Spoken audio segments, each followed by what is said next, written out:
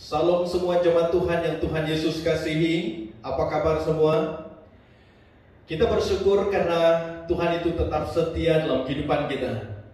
Dan kita juga bersyukur karena melalui pujian penyembahan sudah pastinya mengangkat jiwa kita lebih dekat kepada Tuhan.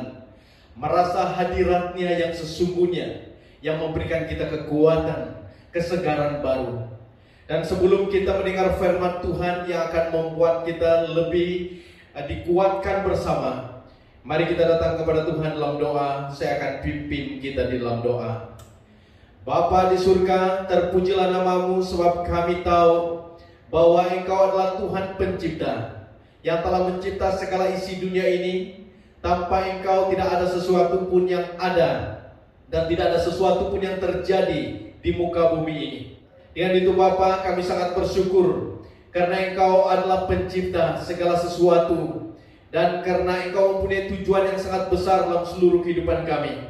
Dan keberadaan-Mu Yesus Kristus di muka bumi ini membuat kami lebih berbangga mempunyai Allah seperti Engkau, yang mengambil rupa manusia, yang menjadi manusia, 100% manusia, dan Engkau juga adalah 100% Allah. Dan biarlah kiranya melalui kebenaran firman Tuhan yang akan kami belajar bersama, benar-benar kami memahami tentang kehadiran-Mu di muka bumi ini untuk menyelamatkan setiap pribadi kami.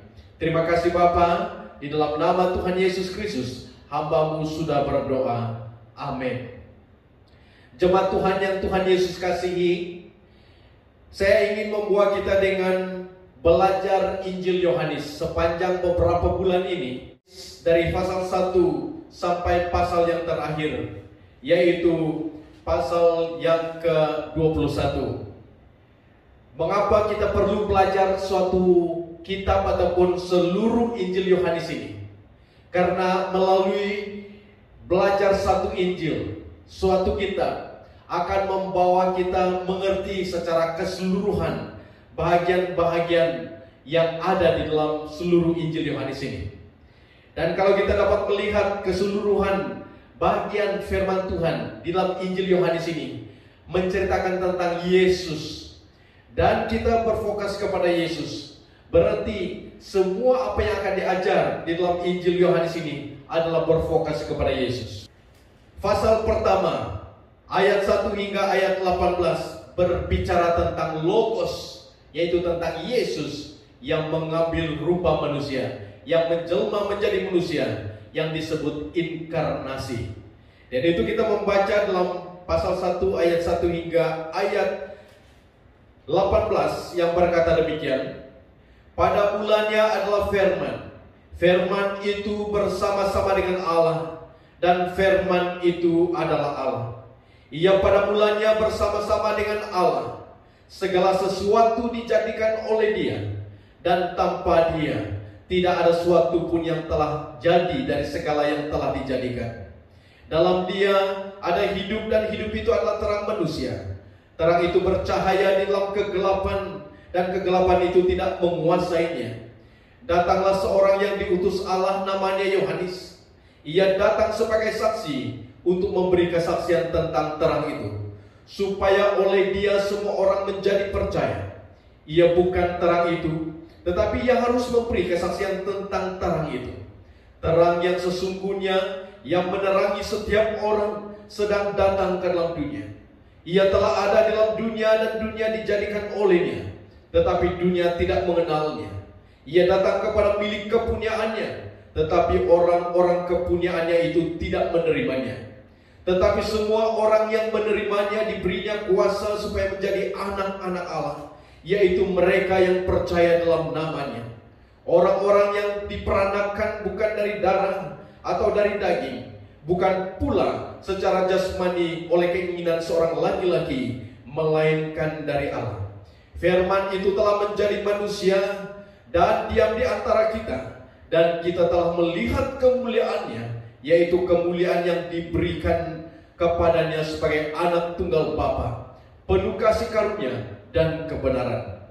Yohanes memberi kesaksian tentang dia dan berseru, katanya, inilah dia yang kumaksudkan ketika aku berkata, kemudian daripadaku akan datang dia yang telah mendahului aku, sebab Dia telah ada sebelum aku. Karena dari kepenuhannya kita semua telah menerima kasih karunia demi kasih karunia, sebab hukum Taurat diberikan oleh Musa, tetapi kasih karunia dan kebenaran datang oleh Yesus Kristus. Tidak seorang pun yang pernah melihat Allah, tetapi anak tunggal Allah yang ada di pangkuan Bapa, Dialah yang menyatakannya. Saudaraku, kita akan belajar dari ayat pertama hingga ayat 18. Injil menurut Yohanes. Kitab ini adalah salah satu catatan mula-mula tentang kisah hidup Yesus, dan pada bagian akhirnya kita dapati bahwa kitab ini ditulis oleh salah satu murid terdekat Yesus, yang disebut murid yang dikasihi Yesus. Dia sendiri berkali-kali muncul dalam kitab ini, dan ada beberapa perdebatan yang membahas apakah kitab ini ditulis oleh Yohanes anak Zebedeus, salah satu dari 12 murid, ataukah Yohanes lainnya yang tinggal di Yerusalem, dan selanjutnya dikenal dalam gereja mula-mula sebagai penatua Yohanes. Siapapun Yohanes yang dimaksud, kitab ini sendiri mencakup kesaksian saksi mata pribadi penulis dan telah disusun dengan sangat cemerlang, dengan tujuan yang jelas yang ditulis di akhir kitab ini. Yohanes berkata bahwa kisah ini ditulis supaya kamu percaya bahwa Yesuslah Mesias dan supaya kamu oleh imanmu memperoleh hidup dalam namanya. Yohanes percaya bahwa Yesus yang kita baca dalam kitab ini sungguh hidup dan nyata, dan Dia dapat mengubah hidup kita selamanya. Rancangan kitab ini sungguh mengagumkan. Paruh pertamanya dibuka dengan pendahuluan yang puitis dan sebuah kisah pendek yang kemudian diikuti dengan kumpulan besar kisah tentang Yesus yang mengadakan tanda-tanda ajaib yang menimbulkan semakin banyak pertentangan. Semua memuncak dalam mujizat terbesarnya, kebangkitan Lazarus, yang menciptakan pertentangan terbesar seiring para pemimpin Israel memutuskan untuk membunuh Yesus. Hal ini diperkenalkan pada paruh kedua kitab ini.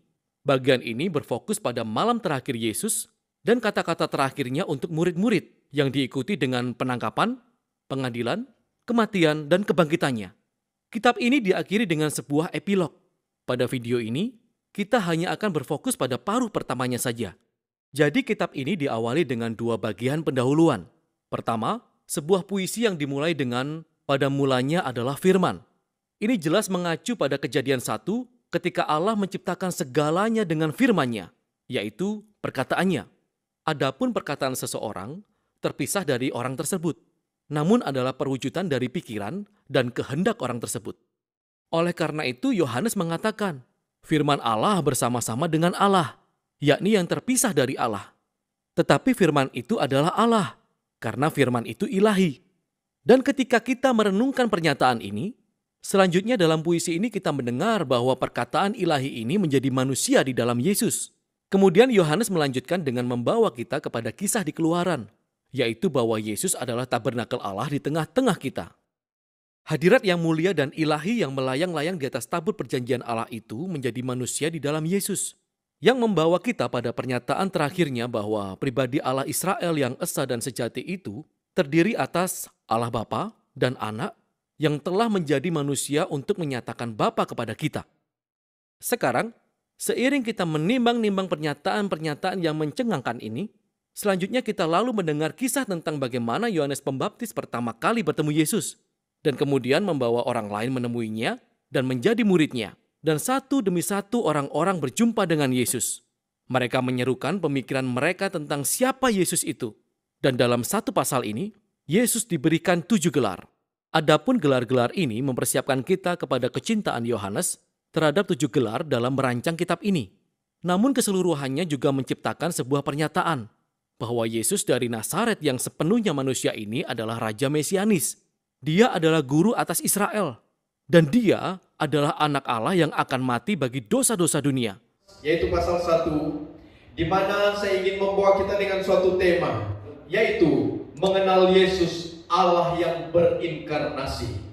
Mengenal Yesus Allah yang berinkarnasi. Saudaraku, kalau menyebut tentang inkarnasi adalah penjelmaan menjadi ataupun menjelma menjadi manusia. Itu disebut inkarnasi, penjelmaan Allah di dalam Yesus Kristus menjadi manusia. Dan kita dapat melihat tujuan penulisan Injil Yohanes ini adalah terkandung di dalam pasal 20 ayat 31 yang menyatakan begini, supaya kamu percaya bahwa Yesuslah Mesias, Anak Allah, dan supaya kamu oleh imanmu memperoleh hidup dalam namanya. Inilah tujuan penulisan Injil Yohanes ini. Saudaraku, kalau kita dapat melihat latar belakang mengapa Injil ini ditulis, adalah berlatar belakang di mana ada dua kumpulan yang sedang muncul pada masa gereja awal, yaitu pada gereja mula-mula. Ada dua hal yang terjadi, di mana yang pertama itu ada suatu kumpulan kekristenan telah tersebar luas di dunia bukan Yahudi, dan banyak orang ataupun warga gereja yang berasal dari kalangan Helenis, dan latar belakang mereka sangat mempengaruhi kekristenan. Dan kumpulan yang kedua adalah munculnya bidat-bidat di dalam gereja pada waktu itu, yaitu ajaran sesat. Dan sedikitnya ada dua ajaran bidat yang mau ditentang oleh Yohanes melalui tulisannya. Yang pertama, yaitu mereka yang mengajar bahwa Yohanes Pembaptis diberi tempat yang tinggi, dan dia adalah penerus para nabi sehingga banyak diikuti oleh orang Kristen yang berasal dari Yahudi. Itu satu kumpulan daripada bidat-bidat yang ada dalam gereja pada masa itu. Yang kedua, yaitu kumpulan Gnostisisme, yaitu ajaran-ajaran dasar mereka ini adalah menyatakan bahwa benda pada umumnya, pada dasarnya adalah jahat. Semua benda-benda yang kita lihat ini pada dasarnya adalah jahat, dan roh pada dasarnya baik. Oleh karena Allah adalah roh dan tidak akan dapat menyentuh benda-benda ataupun dunia materi, ajaran bidat ini mereka mengatakan Allah tidak boleh mendekati benda-benda materi ini yang disebut jahat. Dan mereka juga mengajarkan bahwa Yesus adalah pancaran-pancaran yang keluar dari Allah. Dan mereka katakan Yesus bukan Allah, hanya setengah Allah atau makhluk rendahan yang berada di antara Allah dan dunia ini. Dan mereka berpendapat juga bahwa Yesus tidak mempunyai tubuh nyata karena Allah tidak dapat bersentuhan dengan benda. Dan bidat ini dikenal dengan nama Gnostisisme, yang berarti menyerupakan. Dan mereka berpendapat bahwa Yesus hanya menyerupai manusia, bukan benar-benar menjadi manusia, menyerupai manusia. Dan situasi inilah yang terdapat di dalam gereja mula-mula yang membuat Yohanes menulis surat supaya mereka yang belum percaya kepada Yesus harus mulai percaya kepada Yesus, dan mereka yang sudah percaya kepada Yesus terus-menerus percaya kepada Yesus walaupun ajaran-ajaran sesat mulai muncul pada masa itu. Dan itu penulis yaitu Yohanes, dia memberi penekanan tentang logos, tentang firman, dan siapakah firman itu. Kita dapat melihat bagian firman Tuhan ini yang di dalam ayat 1 sampai ayat 18 ini adalah menceritakan tentang Yesus sebagai Allah yang esa, yang menjelma menjadi manusia dengan maksud menebus dosa manusia dan mengurniakan hidup kekal. Dan ia memberi kuasa menjadi anak-anak Allah kepada mereka yang percaya dalam namanya. Itu merupakan penekanan di dalam bagian firman Tuhan yang kita baca sebentar tadi. Saudaraku, seperti yang saya sebut sebentar tadi, tentang bidat-bidat ajaran sesat yang muncul. Sampai sekarang ini masih ramai orang yang di luar kekristenan menganggap bahwa Yesus itu bukan anak Allah, menolak kepercayaan orang Kristen yang menganggap Yesus itu anak Allah. Mereka masih menyatakan bahwa Yesus itu adalah manusia biasa seperti para nabi-nabi yang pernah muncul di muka bumi ini, termasuk seperti nabi mereka yang terakhir yang mereka sebut. Saudaraku, kita dapat melihat di banyak spanduk-spanduk yang orang letak suatu tulisan yang membuat kita berpikir bahwa kepercayaan yang kita percaya tentang Yesus sebagai Tuhan mereka membuat ramai orang-orang percaya meragukan, ataupun membuat orang-orang Kristen mulai berpikir, benarkah Yesus itu sebagai Allah ataupun sebagai manusia biasa? Dan kita dapat melihat di screen ini bahwa ada suatu van yang nama-nama yang terdapat dalam Alkitab seperti Adam, seperti Abraham, seperti Musa, dan diletakkan juga nama Yesus, dan juga diletakkan nama nabi mereka, seperti yang kita lihat di screen ini. Dan mereka katakan bahwa kita harus menyembah Sang Pencipta, bukannya menyembah yang dicipta. Maksudnya mereka coba untuk memberi suatu penekanan bahwa Yesus itu adalah dicipta dan bukannya Sang Pencipta. Tetapi dalam kebenaran firman Tuhan yang kita pelajari ini, saudaraku, membawa suatu kebenaran yang tidak perlu kita ragukan lagi. Sebab kebenaran inilah kebenaran yang tidak pernah dan tidak boleh diubah. Dan kebenaran inilah kebenaran yang menceritakan tentang Yesus, Allah yang berinkarnasi. Dan kita dapat melihat ayat-ayat firman Tuhan. Kalau disebut pada mulanya adalah firman, dan pertanyaan yang perlu muncul adalah siapakah firman itu? Kita dapat melihat dalam ayat 1 hingga ayat 5 berkata, pada mulanya adalah firman, firman itu bersama-sama dengan Allah, dan firman itu adalah Allah. Jelas di sini menyatakan bahwa firman itu adalah Allah sendiri. Firman itu bersama-sama dengan Allah, dan firman itu adalah Allah. Dan ayat 2 mengatakan, ia pada mulanya bersama-sama dengan Allah. Ayat 3, segala sesuatu dijadikan oleh Dia, dan tanpa Dia tidak ada sesuatu pun yang telah terjadi dari segala yang telah dijadikan. Dalam Dia ada hidup, dan hidup itu terang manusia. Terang itu bercahaya di dalam kegelapan, dan kegelapan itu tidak menguasainya. Berarti firman itu adalah Allah sendiri. Dan firman itu mencipta segala sesuatu yang ada.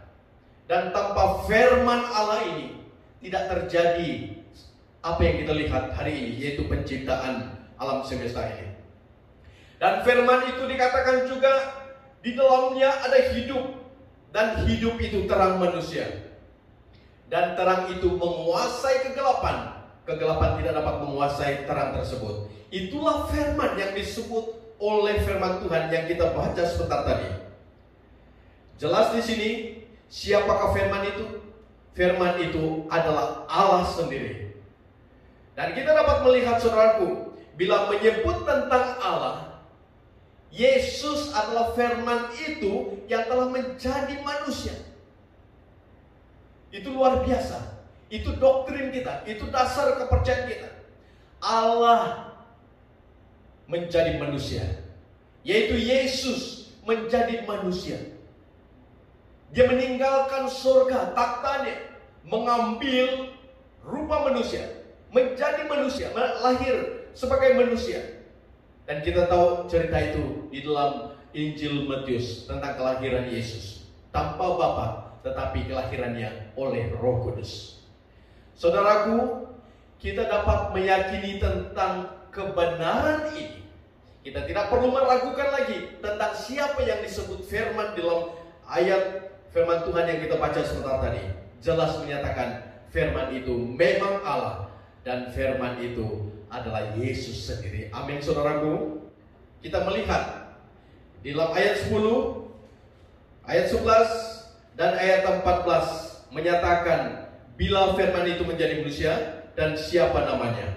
Ayat 10 berkata demikian, ia telah ada di dalam dunia, dan dunia dijadikan olehnya, tetapi dunia tidak mengenalnya. Ia datang kepada milik kepunyaannya, tetapi orang-orang kepunyaannya itu tidak menerimanya. Ayat 14 berbicara, firman itu telah menjadi manusia dan diam di antara kita, dan kita telah melihat kemuliaannya, yaitu kemuliaan yang diberikan kepadanya sebagai anak tunggal Bapa, penuh kasih karunia dan kebenaran. Jelas di sini bahwa firman itu menjadi manusia, yaitu waktu Yesus lahir 2000 tahun yang lalu. Dan dia berada dalam dunia kata firman Tuhan. Dan dunia yang tempat dia lahir itu adalah dunia yang dicipta oleh dia sendiri. Firman Tuhan sangat jelas. Dan dia datang, tujuannya sebenarnya datang kepada milik kepunyaannya. Tapi milik kepunyaannya, yaitu orang-orang Yahudi pada zaman itu, tidak menerimanya, malah menolaknya. Saudaraku, jelas di sini tanpa keraguan lagi bahwa firman itu telah menjadi manusia dan namanya adalah Yesus Kristus. Itu kebenaran firman Tuhan yang kita perlu percaya dan yakini. Dan kita dapat melihat kalau firman itu adalah Yesus dan Yesus itu telah menjadi manusia, dan kita dapat melihat keberadaan Yesus sebelum dunia dijadikan, dan bagaimana hubungan Yesus dengan Allah sebelum menjadi manusia. Itu pertanyaan yang perlu jawaban.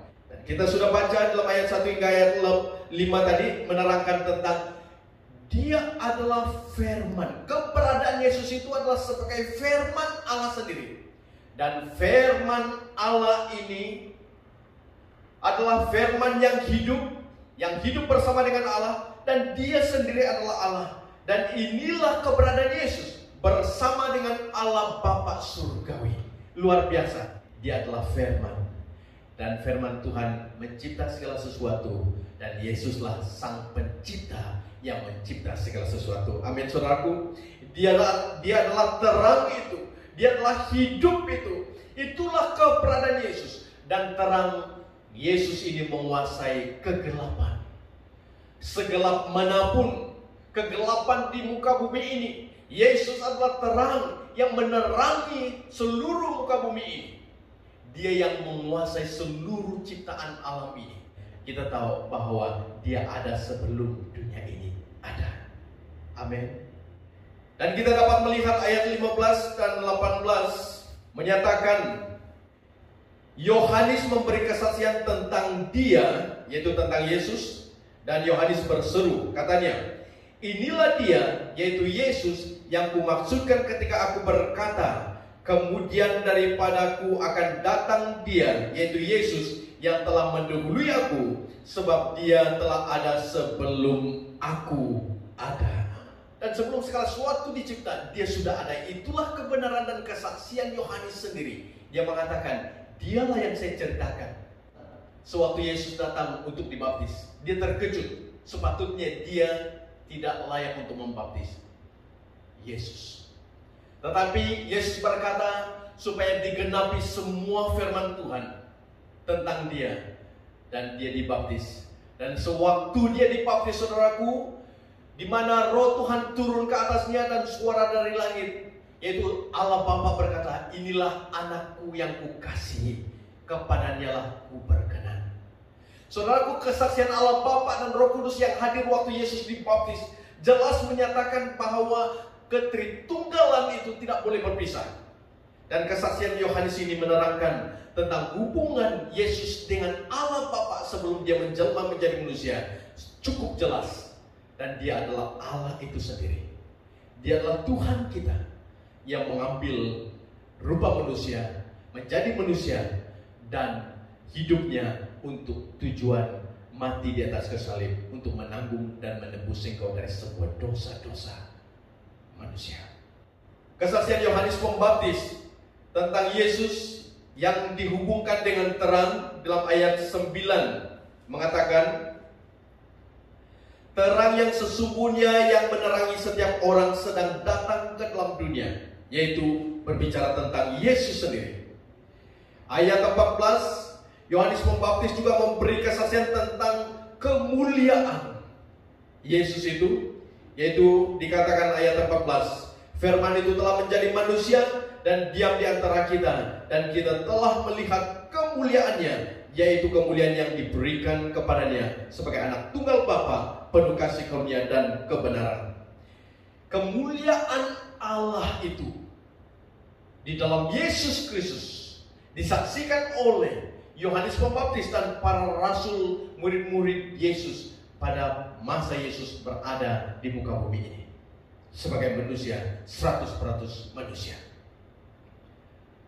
Yang membezakannya adalah Yesus tidak berdosa. Dia tidak akan berdosa. Dan dia satu-satunya jalan yang membawa manusia untuk berdamai dengan Allah Bapa surgawi. Itulah tujuan kedatangannya, supaya setiap orang boleh dan percaya kepadanya, menerima dia sebagai Tuhan yang telah diutus, yang menjadi manusia, dan dia membawa manusia datang kepada Bapa surgawi melalui kematiannya di atas kayu salib. Luar biasa rancangan Allah bagi setiap pribadi kita. Kesaksian Yohanes tentang Yesus sebagai kebenaran terdapat di dalam ayat 17 juga mengatakan, sebab hukum Taurat diberikan oleh Musa, tetapi kasih karunia dan kebenaran datang oleh Yesus Kristus.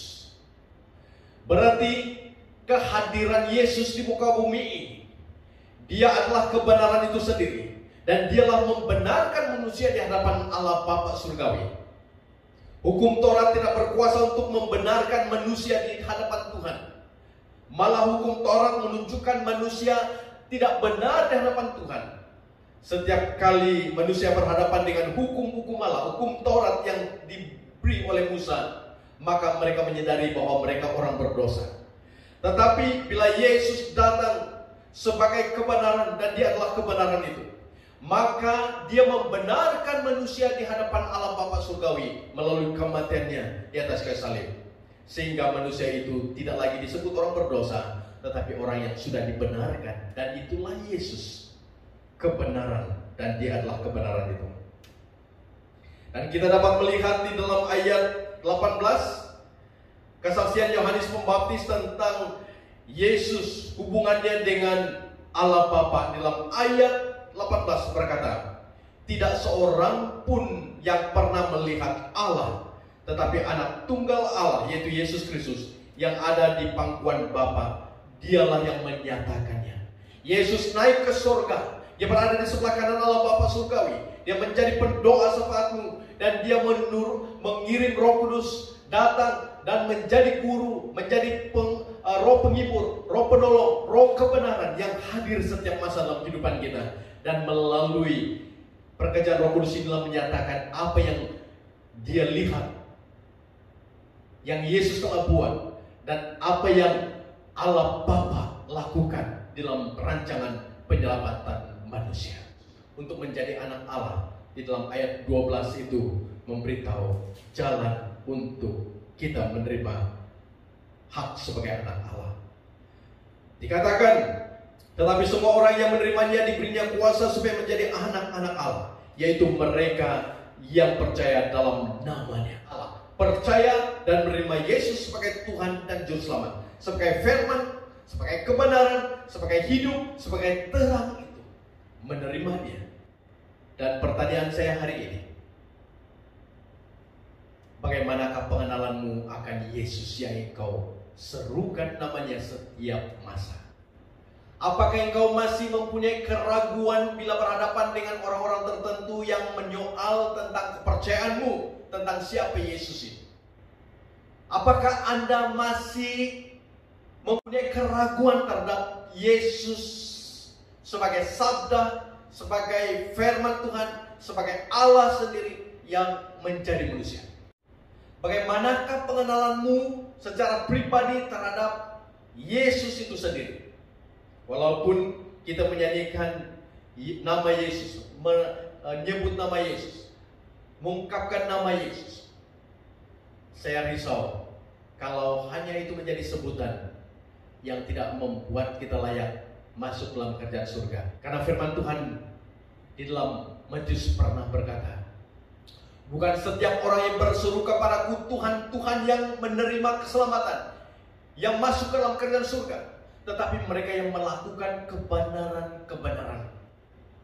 Pengenalan yang benar terhadap Yesus sebagai Sang Firman, dan dia adalah Allah itu sendiri yang mengambil rupa manusia. Sekiranya kita tidak mengenal Dia dengan sungguh-sungguh, sukar kita untuk menyembah Dia, sukar bagi kita untuk mengungkapkan kata-kata pujian kepada Dia. Tapi bila engkau mengenal Dia dengan sungguh-sungguh, engkau selalu datang sujud di hadapannya, mengakui Dia, menyerukan namanya, memanggil namanya. Dan selain itu, Anda tahu bahwa Anda perlu melakukan kebenaran-kebenaran firman-Nya. Di akhir zaman ini banyak penyiasat-penyiasat, ajaran-ajaran sesat, bidat-bidat yang boleh menyesatkan kita, yang boleh membuat kita ragu-ragu terhadap Tuhan kita. Tapi bila engkau mengenal kebenaran yang kita belajar sebentar tadi, kebenaran itulah yang akan membuat Anda benar-benar tahu bahwa Anda kenal siapa Yesus itu. Allah sendiri, firman Allah, dan firman itu adalah Yesus Kristus. Yesus perlu diterima oleh siapapun di muka bumi ini untuk mendapat keselamatan. Yesuslah jalan, Yesuslah hidup, dan Yesuslah kebenaran. Itu yang kita berani bersaksi bahwa Yesus adalah firman, dan firman itu adalah Allah sendiri, dan tidak ada yang terjadi tanpa firman, tanpa Yesus. Dan Yesuslah sang pencipta itu. Dan itu Dia boleh mencipta di dalam kehidupanmu, Dia boleh mengubah hidupmu, Dia boleh membentuk hidupmu, Dia boleh merubah hidupmu, Dia boleh memulih hidupmu, Dia boleh menerangi seluruh kegelapan dalam kehidupanmu. Dalam kehidupan manusia yang belum mengenal Tuhan, hanya suatu jalan yang perlu untuk mengalami semuanya ini, yaitu perlu percaya kepadanya, perlu menerimanya di dalam kehidupan. Maka terang Kristus akan percaya dalam kehidupan setiap pribadi kita. Dia akan menuntun hidup kita untuk berjalan dalam jalan kebenaran, dan berjalan dalam kemenangan, berjalan dalam tuntunannya, sehingga kita tidak perlu lagi takut menghadapi situasi dan keadaan dan tantangan dari orang-orang yang coba menyesatkan kita, yang coba membuat kita ragu-ragu terhadap kebenaran, terhadap kepercayaan, terhadap iman kita kepada Yesus. Tapi suatu perkara yang perlu, apapun keadaan yang saudara alami, Anda perlu percaya kepada Yesus. Harus berpegang teguh kepada Yesus, imanmu kepadanya. Jangan pernah goyah. Tapi satu cara, Anda perlu belajar kebenaran firman Tuhan, belajar membaca kebenaran firman Tuhan untuk mengenal Yesus sesungguhnya. Dan kebenaran inilah yang kita akan belajar sepanjang beberapa bulan ini di dalam Injil Yohanes. Bila Anda mengenal Dia, siapa Dia, maka Anda mempunyai pegangan kuat untuk mempercayai Dia sepanjang masa. Itulah Yesus, firman Allah.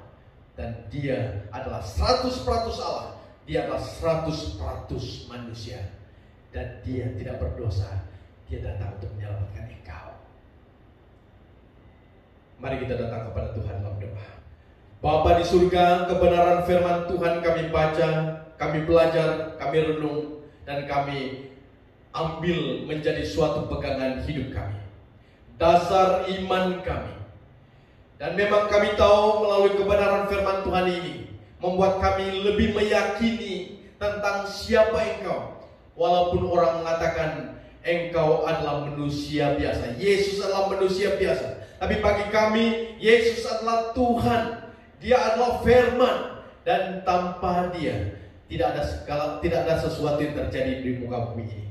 Biarlah setiap anak-anak Tuhan yang mendengar kebenaran firman Tuhan ini berpegang kuat kepada kebenaran-Mu ini, supaya kami bersaksi kepada dunia ini seperti mana Yohanes Pembaptis bersaksi tentang Yesus, tentang siapa Yesus itu, dan kami akan menyatakan Yesus kepada dunia, supaya mereka percaya kepada Yesus, supaya mereka menerima Yesus sebagai Tuhan dan Juru Selamat. Dan bila mereka percaya dan menerima, maka mereka menjadi anak-anak Allah. Itulah tujuan Tuhan, supaya manusia mengenal Yesus Kristus, menerima Dia, dan mengalami keselamatan di dalam Yesus Kristus, menjadi keluarga Allah, dan akan dijemput dan masuk dalam kerajaan surga, tempat abadi bagi setiap orang yang percaya kepada Yesus. Di dalam nama Tuhan Yesus Kristus, hamba-Mu sudah berdoa.